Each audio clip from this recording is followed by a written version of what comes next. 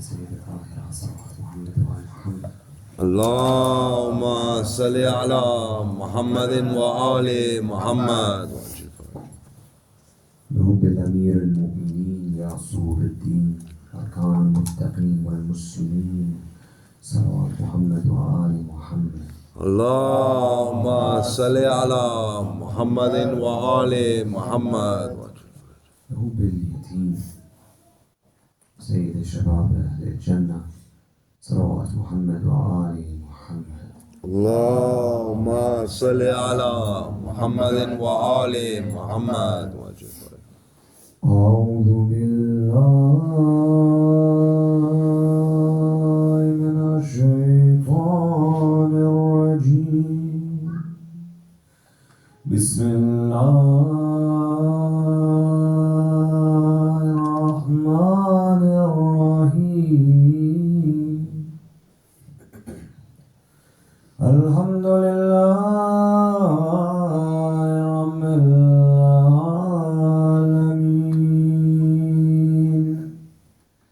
الرحمن الرحيم مالك يوم الدين ثم الصلاة والسلام على سيدنا أشرف الأنبياء والكرم خاتم النبيين رسول رب العالمين شمس العارفين حبيب القلوب الصادقين يا ولي المؤمنين صاحب الجود والكرم مصباح الدين والألم من رقب على العقال في الدنيا من حمل على البراق إلى سدرة المنتهى من إمام الأنبياء في الصلاة وقاب قوسين محبوب رب المشرقين والمغربين مولانا ومولاي الثقلين جد الحسن المصموم والحسين الغريب الأطشان والله وكان عطشان والمظلوم جد السيد المحسن الشهيد الأصغر الجواد الأحمد أبي السيدة طاهرة وأبو القاسم محمد صلوات. اللهم صل على محمد وآل محمد. ثم الصلاة والسلام على أخيه ووصيه وخليفته بعدي بلا فصل صاحب الأحد خندق والخيبر صاحب الأحد خندق والخيبر الذي أمه سميت هيدر من الذي عنه جبرائيل قال تهدمت والنار كان الهدى.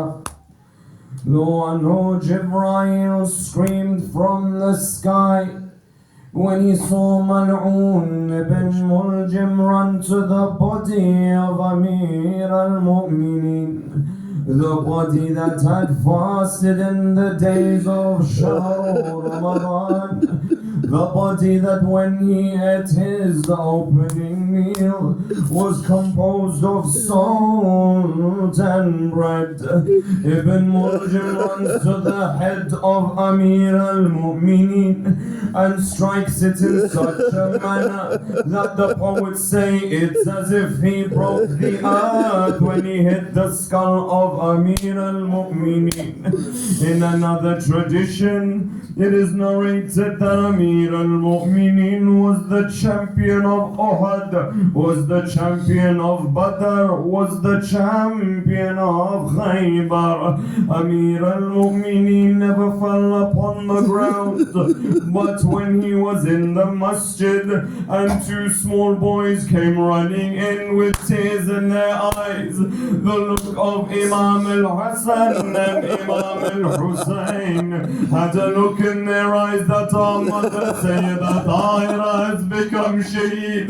The narration says Amir al-Mu'mineen collapsed upon his face. I say Amir al-Mu'mineen, if just looking at the tears of Hussein made you collapse, what would you do on the night of Sham Gharib, where Hussein's body lies without a head, where the tents are being bent, where the women are being hit with spears? ثم الصلاة والسلام على زوجة الرضيع المرضية الصديقة الطاهرة الزكية المظلومة الشهيدة. Praise and blessings be upon the Lady of Light, where when the door was being set on fire and Mal'un came and kicked the door and the nail broke the ribs of Sayyidah, she let out a scream saying, don't you know Hassan and Hussein is in this house? Even at that point, she didn't want to hurt Imam Hassan and Imam al-Hussein. وآخر الصلاة والسلام على سيد شباب أهل الجنة وتسة المعصومين من ذرية الإمام الحسين حتى إمام الحجة الصلوات. اللهم صل على محمد وآل محمد. قال الله في كتابه الكريم بسم الله الرحمن الرحيم إنا أعطيناك الكوثر فصل لربك وانحر إن شانئك هو الأبتر. صدق الله النبي العظيم صلى الله عليه وسلم. اللهم صل على محمد وآل Allah محمد. subhanahu wa ta'ala says in the Holy Quran in chapter 108, Surah Al-Kawthar, and in the name of Allah, the Beneficent, the Most Merciful, surely we have given you Kawthar. Therefore pray to your Lord and make rise your hands. Surely your enemy is the one who shall be without posterity. These are the true words of Allah subhanahu wa ta'ala. Salawat Muhammad wa ala Muhammad. اللهم صل على محمد وآل محمد. Very briefly, yesterday we discussed the second ayah from this beloved and beautiful surah. A surah which has no equal within the Holy Quran. A surah which is on the highest levels when one wants to understand the ma'rifah of the Imam alayhi salatu wassalam, they look at this surah.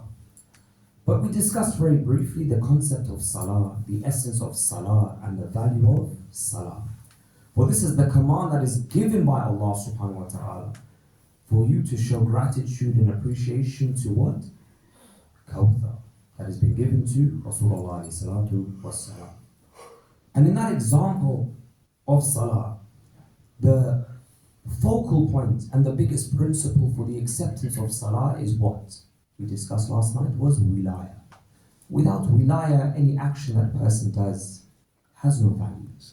For a person to gain the highest level of ma'rifah, the highest level of value in every action that they do, it must be connected, derived from, and embellished with what? Wilaya. That is why we say, honor the gatherings that you have with what? The dhikr of Ali Muhammad. And with that in mind, we ask you to recite in the loudest of your voices, honor this gathering and the master of your time with the salawat Muhammad wa Ali Muhammad. Allahumma salli ala Muhammadin wa ali Muhammad. For Imam alayhi salatu wassalam has said himself, as we mentioned, that they are salah, they are zakat, they are sawm, they are hajj.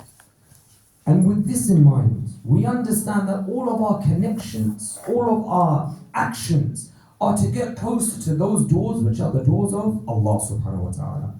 And within the verse, we have now understood the most positive levels of fadail that can be obtained from the verse.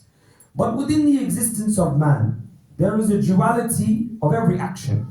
For example, when someone prays salah, the opposite of salah is what? The qada of salah, or the absolute abandonment of salah. When someone wants to do a good action, the opposite of a good action is what? A negative action, a bad action. In that same manner, the act of praising and loving the Ahlul Bayt alayhimu salatu wassalam has its own opposite, which is what? Tabarra. The action of what? Saying that I clearly dislike, I clearly hate those individuals who Allah subhanahu wa ta'ala dislikes and hates. Both are required in order for your iman to be intact. Both are required for your faith to be accepted. It's not enough for you just to say, yes, I believe in Mawla. Yes, I love Mawla. Yes, I would follow Mawla. But when it comes to his enemies, I won't say anything. This isn't a sensible position for anyone. For the Imams have mentioned traditions upon this very clearly. For example, if you find a person who says, I'm a Christian, but I don't hate the killers of Jesus, for example. If you find a Jew that says, I love Musa, but we don't hate the enemies of Musa. If you find a Hindu that says, I like X, Y, and Z gods, but I don't hate the people that killed him, you would say, what religion is it that you follow? That you respect, or at least you have some courtesy or consideration to your enemies. Such is not a religion. And the Imam says this, a person that says that he has love for the religion, but then has no hate for the enemies of the religion, it's as if he has no religion. Which means in order for you to call yourself a mu'min, in order for you to call yourself a Muslim, in order for you to say that you are a lover and a Shia, you must also say that you are a hater of their enemies. For that is the highest level of Iman. So, Muhammad wa Muhammad. Allahumma salli ala Muhammadin wa ali Muhammad. Here be salawat Muhammad wa ali Muhammad. Allahumma salli ala Muhammadin wa ali Muhammad. For individuals that say, and unfortunately within today's community and today's society, we are faced with a very big problem. A dangerous problem where people say, Islam is about love. The world is about love. Why are you guys still holding on to hate? Look at the ummah, the bigger community. Look at having unity amongst the brothers. I say, is this the same unity that Muawiyah promised? Wasn't he the one that said, don't worry about the fada'il of Amir al-Mu'mineen. Don't worry about the enemies of Amir al-Mu'mineen. I say in that exact manner, it starts with tabarra, that they take away. But it ends with tawalla, that they remove. Because you cannot love someone and say that I accept his killers. You cannot love someone and say, I understand the position of his enemies. If you love someone, you stand with them and say like Malik says. You say like Salman says. You say like Abu Dhar says. You say like Imam Sadiq alayhi salatu wassalam says, مئة مرة in ziyarat al-Ashura. Allahumma al'an awwala zalim ظلم حق Muhammad wa akhiru ala tabi. May God curse the first of them that took the haqq of Muhammad. May God curse the last of them that took the haqq of Muhammad. Salawat Muhammad wa Muhammad. Allahumma salli ala Muhammadin wa ali Muhammad. To such a degree, one must understand that it's not just human beings that are entitled to this wujub. It's not just angels that follow this level of wajibat. It's not just jinn in all of creation that follow this wajibat. The sixth master himself says that in the morning when you hear the birds singing, Don't think that it's just tasbih. For the birds say themselves, may God curse the enemies of Rasulullah and the Ahlul Bayt. Even that level of creation has the honor to say we were part of those who cursed them.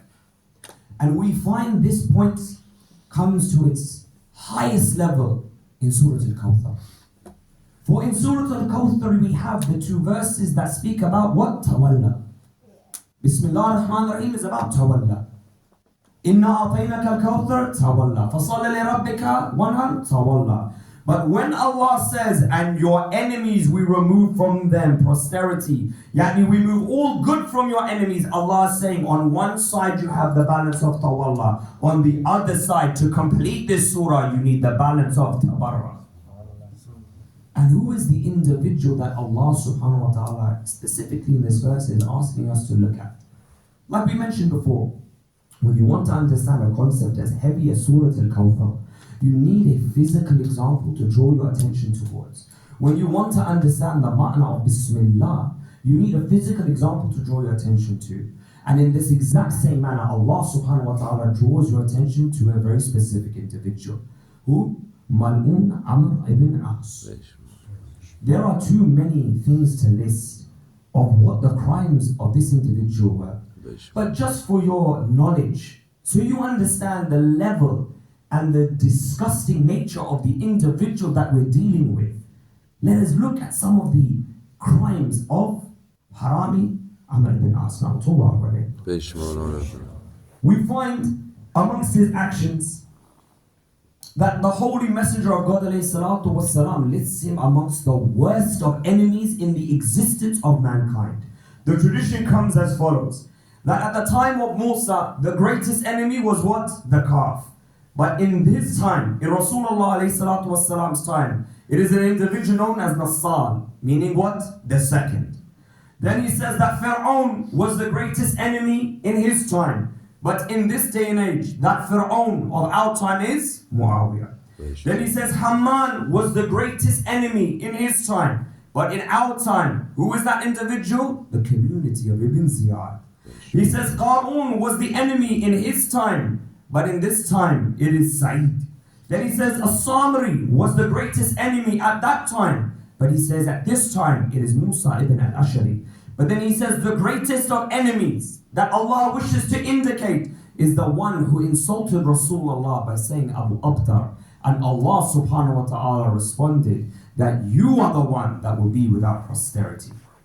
These are the true words of Rasulullah salatu wasalam. When we go in further to see what were the crimes that this individual committed. For first, he was the one that compiled poetry and fought against Rasulullah in Uhud, mocking the fact that Rasulullah lost his tomb, mocking the fact that Rasulullah lost companions like Hamza. This was the individual that in the pulpit of Egypt, this is his words, by the way. These are the words from history, from his own mouth. He says, I have been in charge of removing 1,000 words from the Holy Quran. This is Amr ibn As's own words, at his own admission. He says, I have removed words from the Holy Quran. I will pay the men who remove the ayat of the Holy Quran in Surah Al-Kawthar, that I have been removed of my posterity. He was the one that put the Holy Quran on spears in Safid. This individual is of the greatest enemies of Islam. How can anyone then say, I'm more than happy to do Fadail of Amir al-Mu'mineen, but not curse the enemy of Amir al-Mu'mineen? Salawat Muhammad. Allahumma salli ala Muhammad wa ali Muhammad. It's imperative by all means that at the moment you recite the Fadail, you do the La'an. This is why in your salawat it should be there. Even Allah does this. What does He say when we start any surah? A'udhu billahi minash shaitanir rajim. Bismillahir Rahmanir Rahim. That we begin by seeking distance from shaitan. And then we start in the name of Amir al-Mu'mineen and the name of Allah, Ar-Rahman Ar-Rahim. And when you finish, you say, Allahumma salli ala Muhammad wa ali Muhammad wa ajil faraju wa la'na adda'ahu. But in every action that we seek, in every action that we want to do, we need to look on how to perform tabarra correctly. It's all well and good me telling you, yes, we should clear this, yes, we should do that. What is the actual action of tabarra? What is the manner and the way a person should do tabarra? Some may say, the most politically correct way is saying that I distance myself from them. Some may say, no, go out and curse them. I say in your gatherings amongst those who love the Ahlul Bayt and understand the manner in what you're saying, curse freely. Disassociate of them openly. But if you want to find the highest example of what tabarra is, you need to go to the highest example of creation and see how he acts in that manner of tabarra. And what you will find is that in the ahadith, out of all of the events of existence, there is one event in particular in which the best example of tabarra is given and the best example of tawalla is given in the same moment. You may say, Ajib, how can this happen? I say, have you ever read about the history of Khandaq? Because if you read about the history of Khandaq, you will see the greatest example of those who love Allah being praised by Allah. You will see the greatest example of those who are hated by Allah being dealt with the hate of Allah. For on the day of Khandaq, Mal'un Amr Abdiwud, a very famous warrior, Allahumma salli ala Muhammadin wa ali Muhammad. A very famous warrior, well known. For those who have studied history, the reason why the moment that the army of Rasulullah ﷺ began to shake in their boots when they heard that Amr had entered into the battlefield was because of the history that was known about Amr. That one night he was sleeping and a group of individuals foolishly raided his tents. In the middle of his sleep, he wakes up. He grabs the first thing that he can see, not knowing what it is. He goes out. The narration says that he beats to death with his hands or whatever is in his hands. 1,000 of those thieves, bring back everything that was stolen, realizes that he had picked up a small camel to kill these people with, then went back to sleep. When you hear of a soldier like this, a warrior like this, then you start to get nervous thinking, who is Rasulullah going to pick to fight this individual? So Amr goes across the ditch in Khandaq. He begins to poke at the tent of Rasulullah and says, if this is the religion of Allah, then send the champion of Allah. If this is truly the deen of Allah, where is the lion that's supposed to be one of Allah? I say, Amr, be careful what you ask for. Allah will always respond. But the response of Allah is the response that we have when we're in every hum and every gham. What do we say? We say, Nadi aliyin madhar al-ajaib. We call upon him in every difficulty.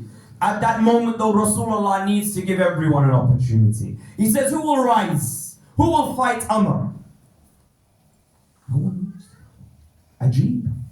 We have so many Sunni Muslims saying that they have great heroes in Islam, that they fought so many battles. I asked you, show me one book of history that says when Amr bin Dawood said, who will come out and fight me? Where were those first two? The books of history go empty. But in the same manner that their courage ran away from them in Khandaq, is the same manner in which their courage ran away from them in Uhud. But at that point, one individual had enough patience. He says, Ana ya Rasulullah, I'm here.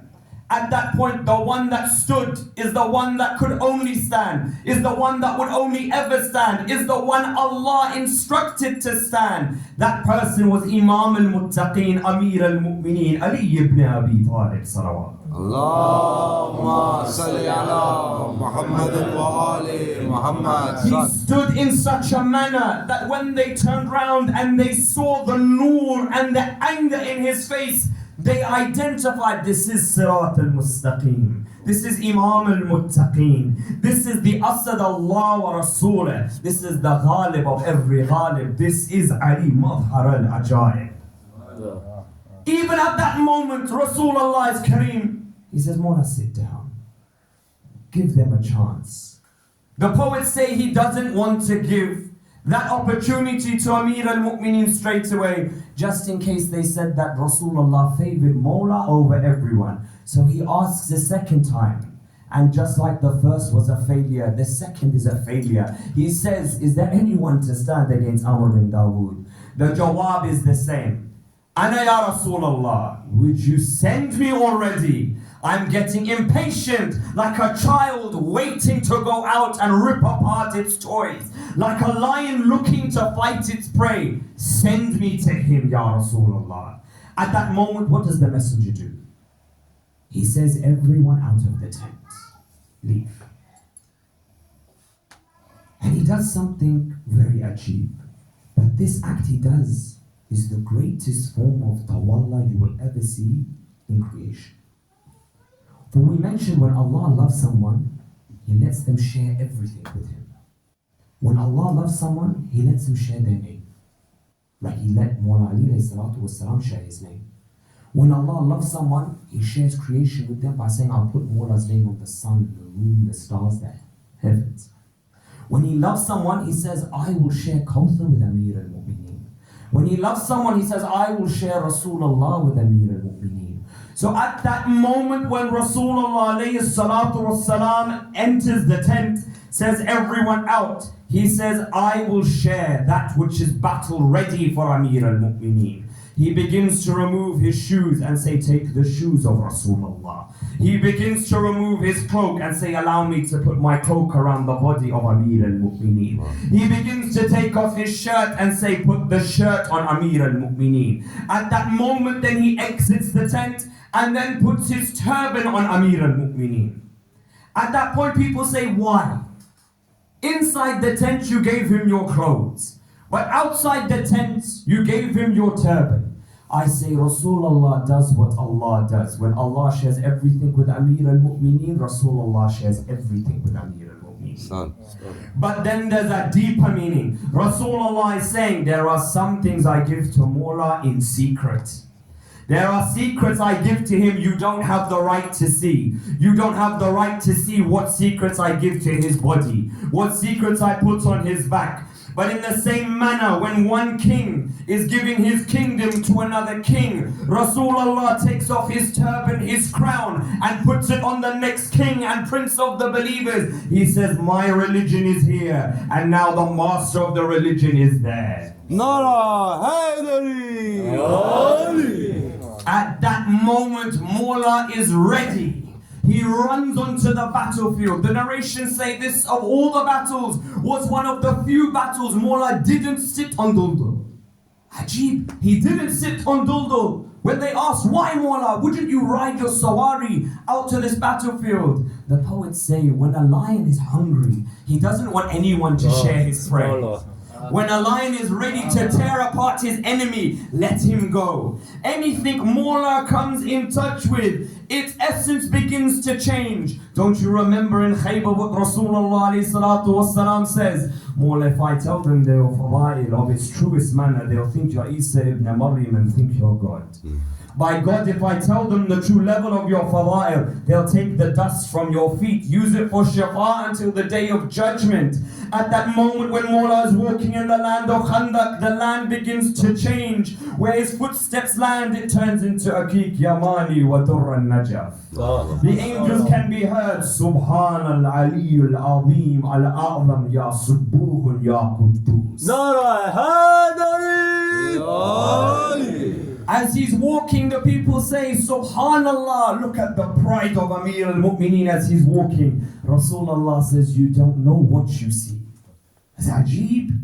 We know who we're looking at. The one you put your turban on, the one you clothe yourself. He says, that's not Amir al-Mu'mineen walking into the battlefield. That is kullu iman duddal kullu al-kufr. What walks onto the battlefield is the entirety of faith in its existence, going against the entirety of disbelief in its existence.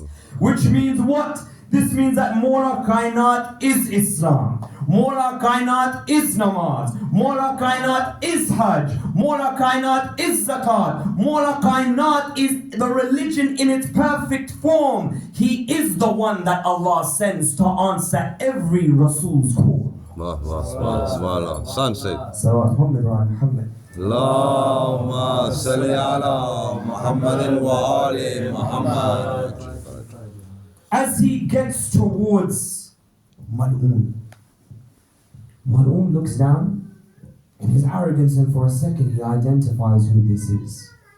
Now Amr knows I'm in trouble. He says, were you the one in Badr? Mullah says, yes. So you know what I'm capable of. He says, are you the son of Abu Talib? Mullah says, yes.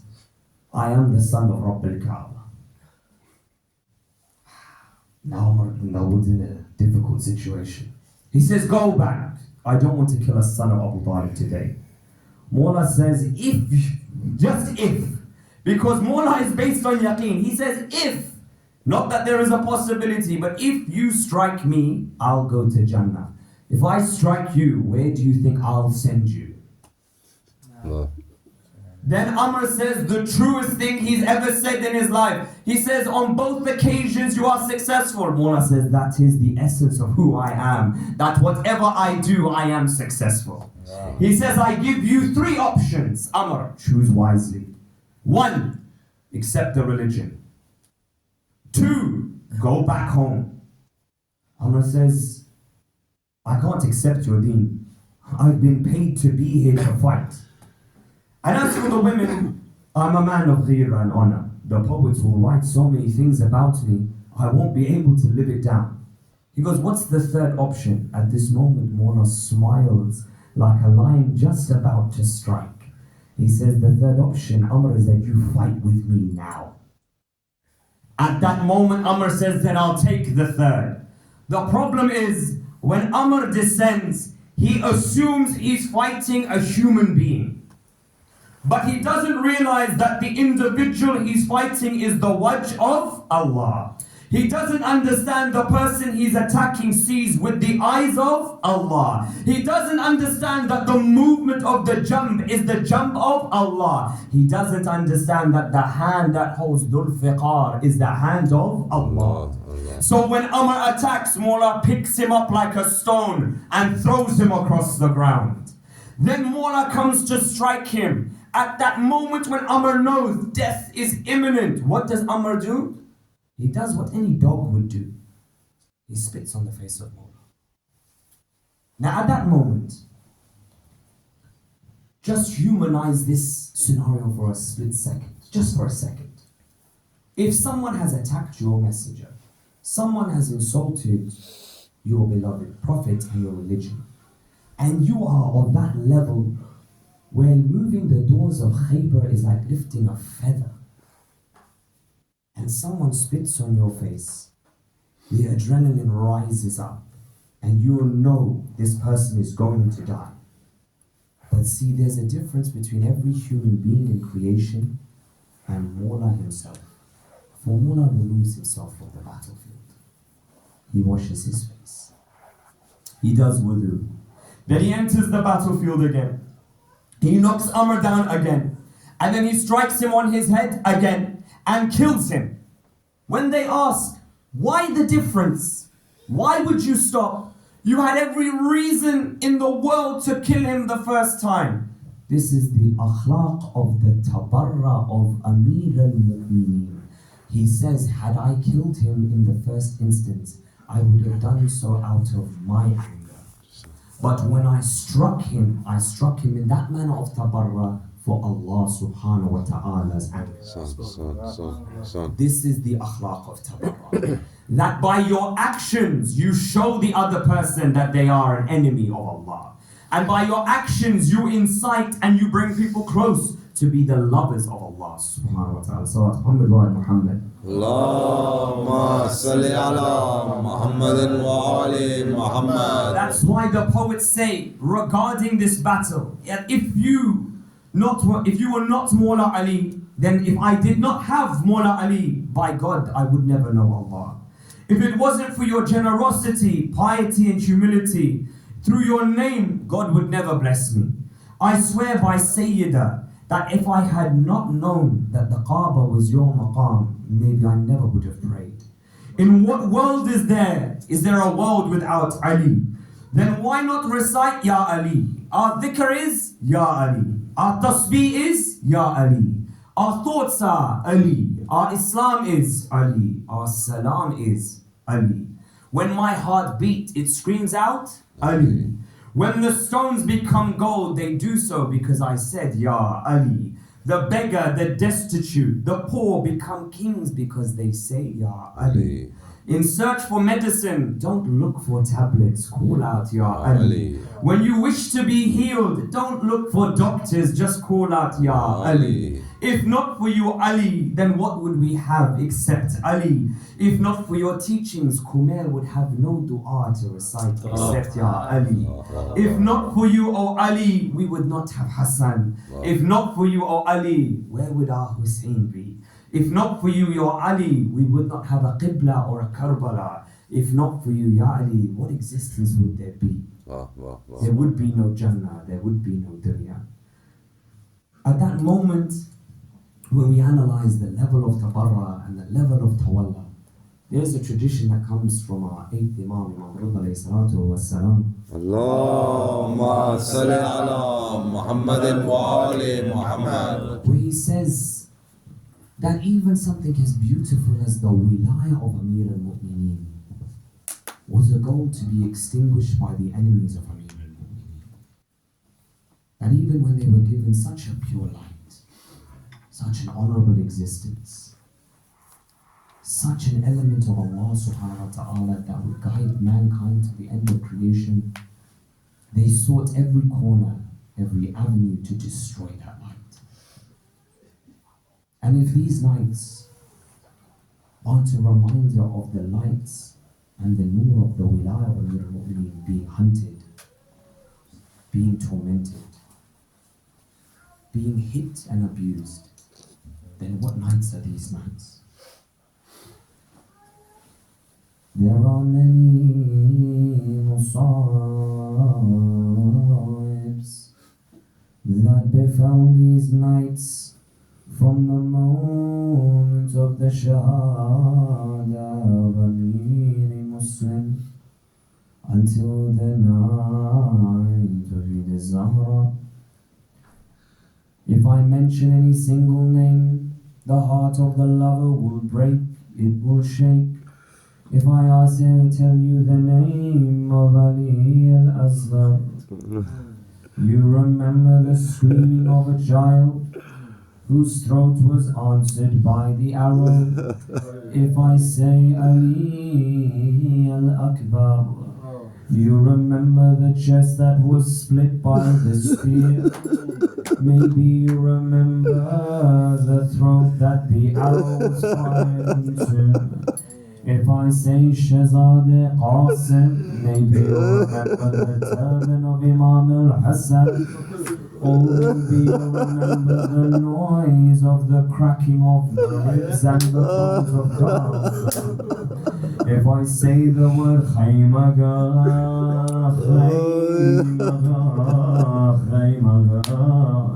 you may remember the crying of the women and the children. You may remember a noise of the smacking of the face of one little girl.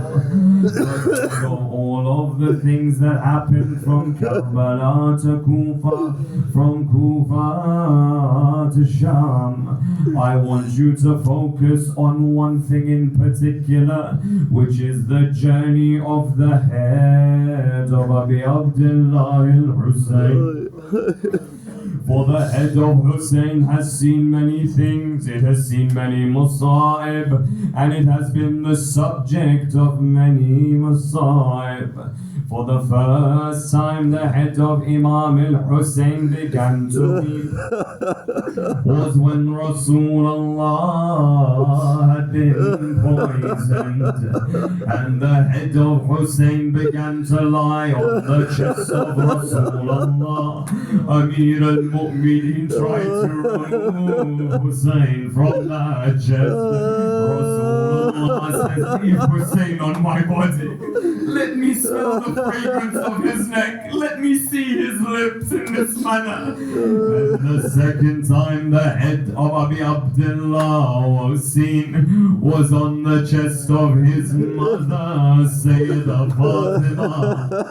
When the head of Hussein collapsed on the chest of his mother, the angels came to Amir al-Mu'mineen and said, remove the head of Hussein from the chest of Sayyidah Tahira. Amir al-Mu'mineen is weeping, he's crying. He can see the area where Sayyidah's ribs have been broken. He walks past where her feet have been burnt. He tries to lift Abdullah. He says to Jibreel, tell me why should I remove Hussein's head from the chest of his mother? The narration comes because the angels are weeping when they see Hussein in this manner. I say, what will happen on the day of Ashura when Shimmer removes the head of Abi Abdullah? Now we come to Ashura and the head of Hussein is in the khayma. Sayyidah Zainab sees Abu Abdullah leave the tent. She screams out, Ahlan, Ahlan, Ya Zahra. Come here, O son of Zahra. Let me kiss your neck and let me kiss your chest. Abu Abdullah says, my sister, why is this the wasiyah? He says, my mother told me there will come a day when you are at Shan, where Akbar has gone and Abbas has left. And then I said, what should I do on that day? She said, kiss the area of his neck and his chest, for his neck will be severed and his chest will be crushed. Then Imam and Hussein begins to leave the tent. There's a small girl that wants to hold on to the head of her father. She begins to pull at the trousers of Abi Abdullah. She grabs the head of Hussein. I say, Ruqayya, this is the first time you'll hold his head. It won't be the last. Then she kisses the lips of Hussein.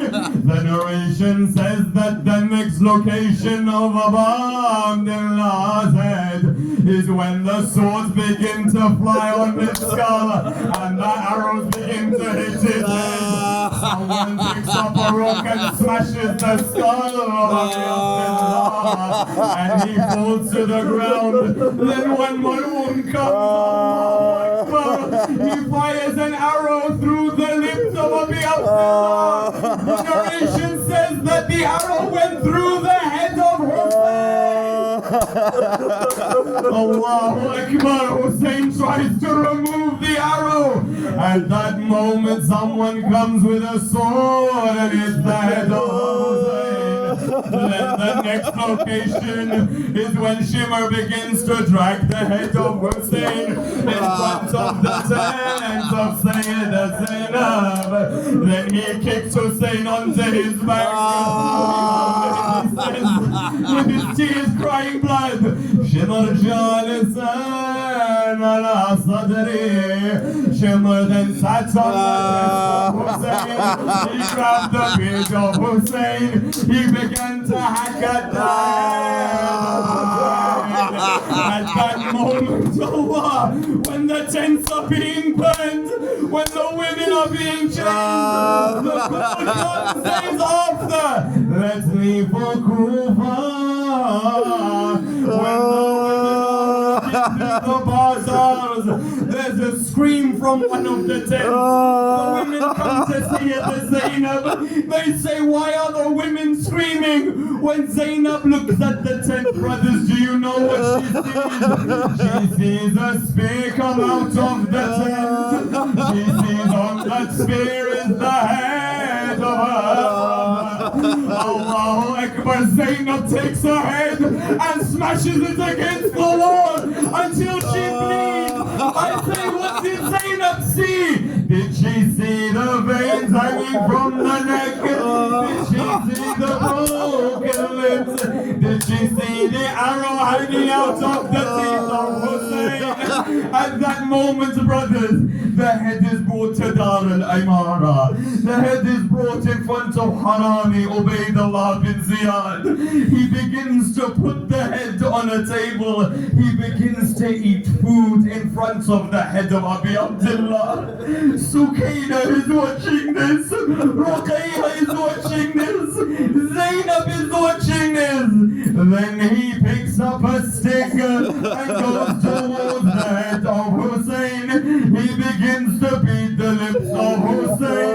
A companion says, don't do that. Please don't do that.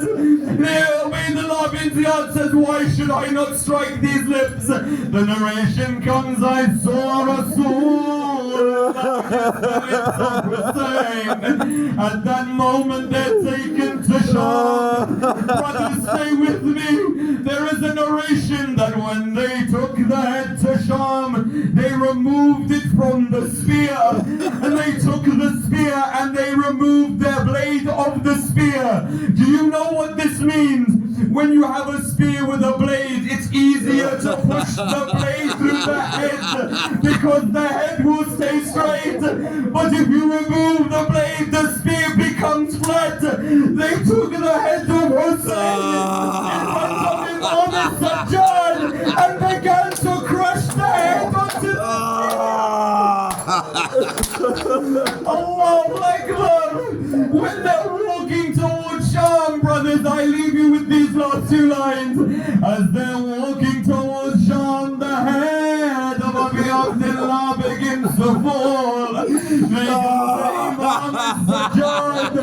They said, tell us why the head of Hussein will not move. He looks to Seyyed Zainab. He says, have one of the daughters of Hussein been left?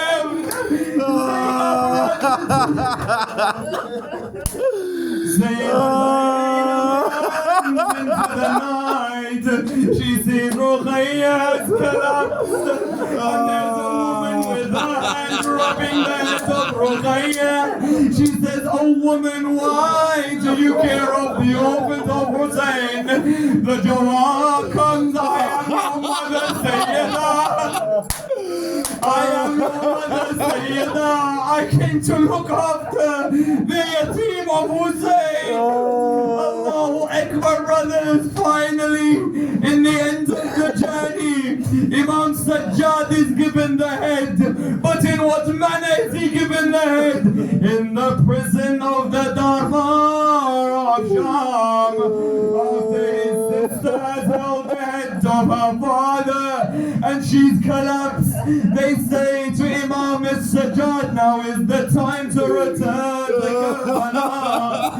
At that moment, Imam Sajjad has to bury the head next to the body. The narration says that in that janazah there were two heads buried with Abi Abdullah. The first was the head of Hussein, that lips were broken and the eyes were cut. The second head was the head of Shahzadi Ali Asghar. Have you seen a 6-month head being taken from a spear and placed on the chest of his father?